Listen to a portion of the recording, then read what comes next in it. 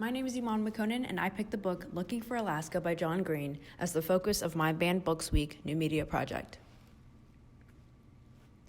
Looking for Alaska was published in 2005 by American author John Green. The story follows Florida teenager Miles Halter and his decision to attend boarding school in Alabama. Miles is obsessed with famous last words and continually says that he is off to seek a great perhaps. Along the way, he meets a group of friends, and the book follows their friendship, teenage experiences, and love interests. This book was first challenged in 2008 on the terms of profanity, sex, and alcohol from a high school in Depew, New York. An 11th grade English teacher decided to select it for their class reading. Acknowledging the sexual content and mature language, they decided to send home permission forms to the students, but only 3 students out of the class were denied parental permission.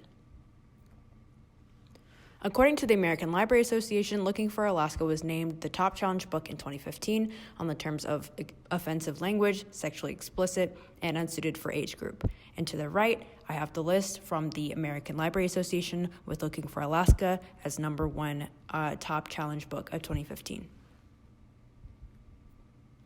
According to information compiled in the LA infographic from the same year, the top 3 individual groups who challenged the books that year were adults with 40%, followed by patrons with 27%, and school board/administration with 10%. These are the places where it's been challenged. It started off in New York in 2008, followed by Tennessee in 2012, Colorado and Tennessee again in 2013, New Jersey in 2014, Wisconsin in 2015, and high schools in Kentucky and New Jersey in 2016. And all of these are from the Banned Library website. In a YouTube video made in response to the controversy regarding the brief sex scene in the book, Green stated, "The whole reason that sex scene in question exists in Looking for Alaska is because I wanted to draw a contrast between that scene when there's a lot of physical intimacy, but it's ultimately very emotionally empty, and the scene that immediately follows it, when there's not a serious physical interaction, but there's this intense emotional connection."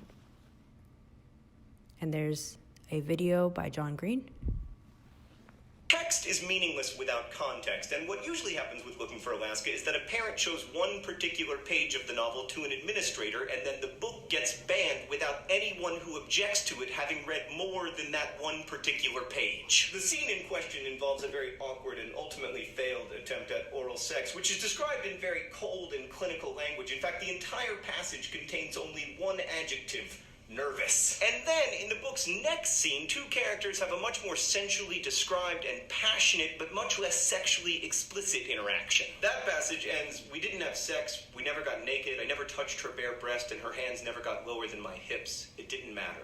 As she slept, I whispered, 'I love you, Alaska Young.'" So in context, the novel is arguing really in a rather pointed way that emotionally intimate kissing can be a whole lot more fulfilling than emotionally empty oral sex. Teenagers are critically engaged and thoughtful readers. They do not read Looking for Alaska and think, "I should go have some aggressively unerotic oral sex." And they also don't read The Outsiders and think, "I should join a gang," or read Divergent and think, "I should jump onto moving trains."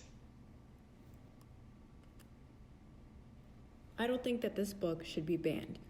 The scenes that were challenged do have sexual content and contain vulgar language, but those excerpts that were complained about were taken out of context.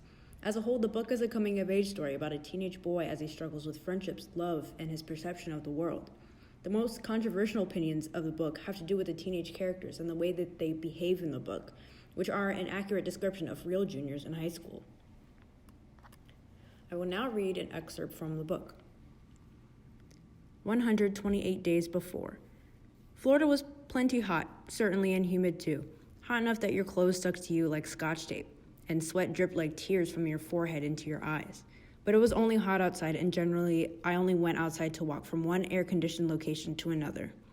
This did not prepare me for the unique sort of heat that one encounters 50 miles south of Birmingham, Alabama, at Culver Creek Preparatory School. My parents' SUV was parked in the grass just a few feet outside my dorm room, room 43.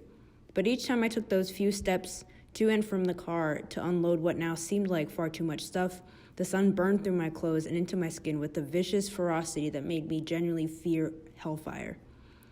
Between Mom and Dad and me, it only took a few minutes to unload the car, but my unair-conditioned dorm room, although blessedly out of the sunshine, was only modestly cooler.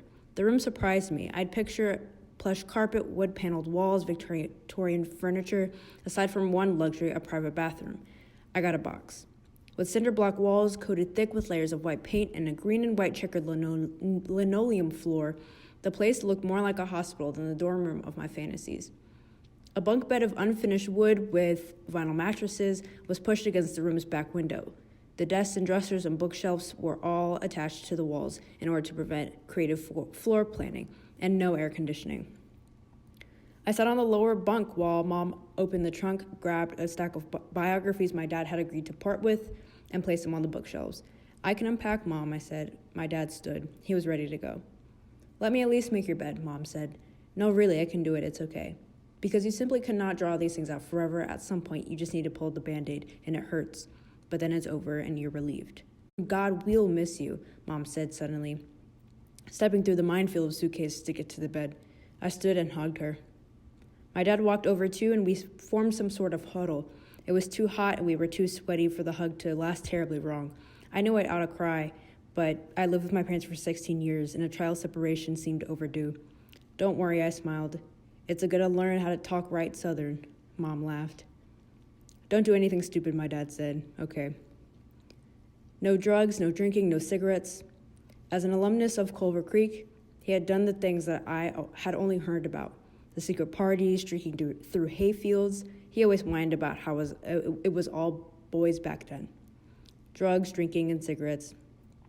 It had taken him a while to kick smoking, but his badass days were now well behind him. "I love you," they both blurted out simultaneously. It needed to be said, but the words made the whole thing horribly uncomfortable, like watching your grandparents kiss. "I love you too. I'll call every Sunday." Our rooms had no phone lines, but my parents had requested I be placed in a room near one of Culver Creek's 5 payphones.